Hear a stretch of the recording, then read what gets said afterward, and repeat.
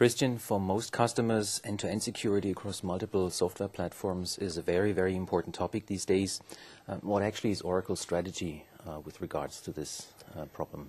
Yes, I'm glad that you raised this question first. I think end-to-end security is a very important topic. If I may give you an anecdote about end-to-end security, why it is important.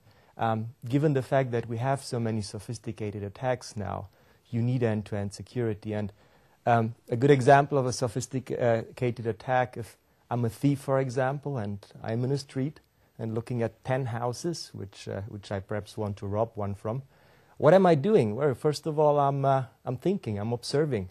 Which house can I get with the least effort into? And this is also what people outside, they do for real business. They observe what to attack first, how to do best their fraud. And they're looking for patterns. They're looking for, well, what is the weakest link if I already chosen a house? It's not like you know it from Hollywood that somebody breaks into a room, gets into a PC, has a memory stick, and you see this bar with 1 minute, and after 1 minute it's over. He leaves the room and he has the data. It's not that simple. So people are observing, finding the weakest link, and this is from a strategy perspective why end-to-end security is so important. So you need security in the application itself, you need security in the middleware layer, and also you need security in the database. And if one of these things is the weakest link, I'm pretty sure the attackers will find that. Can you tell us a little bit about the difference between the terms authentication and authorization? Because I think that's an important thing, right? Exactly. So authentication is a one-time session, let's call it this way. So you're authenticated with your username and password, and then you're able to access a service or access an application. Authorization is more complex. Authorization, you don't do it once and then a cookie is created in the browser. You need to do it multiple times. Authorization is also something that it's a little more sophisticated, given the fact that not only that you need to do it multiple times, but also you cannot do it coarse-grained. You need to do it fine-grained. And this is also something which is very important to quote.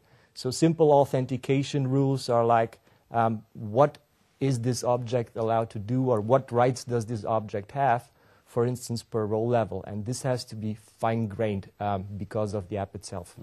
Now, based on your practical experience with many, many customers, customers who also have compliance on their mind, of course, what's important for them with respect to authorization and authentication? So authentication is a pretty central topic. Central because you do once authentication for many apps. This is what we call single sign-on. Authorization is a little, like I said, a little more complex because doing it centrally won't work. So you need a combination of central and decentral. So you need perhaps to enforce authorization decentral, embed it in the app itself. But the rules, the policies, it's perhaps better to keep them central. And with audit, it's the same. So should I do audit again decentral in the app, or should I have a central audit tool? And the latter, I think it's better also from a cost perspective, because if the auditor comes, I'm also compliant without those identity access management systems. I can pull that data together at a very high cost. I think the benefit of identity access management is that I have this data in a central place, so when the auditor comes, I can give this data immediately to the auditor. So let's talk a little bit about the Oracle offerings with respect to those topics. There's a product called Oracle Entitlement Server. Can you talk a little bit about the product? Sure. So 3 things which are very important about that product. So first of all, it is doing authorization. The idea is to decouple the authorization policies from the application code itself. And this is the most benefit that the Oracle Entitlement Server does. So you don't need to codify any more authorization logic inside the app. So this is done via a nice front end, and you can change these authorization policies pretty frequently. So an example, if you need to redeploy the app after a change, well, you don't need it anymore. You have the authorization policies stored in a central external place. The second thing about Oracle Entitlement Server is this idea of, well, enforcing decentral and storing the policies in a central place. And this is also a big value that we're seeing. We're also, from Oracle, moving in that direction with respect to authorization policy. So Every application has a lot of authorization policies in the code itself.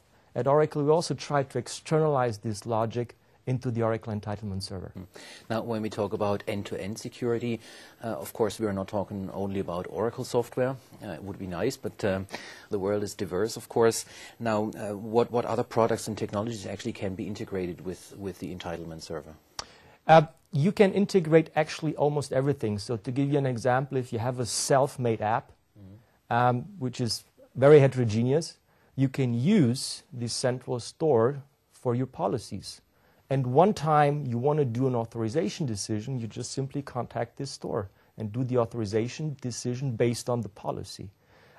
Like I said, we're using this for many Oracle products, but if you have homegrown application, if you plan to develop new application, it's easy, usable, and leverageable.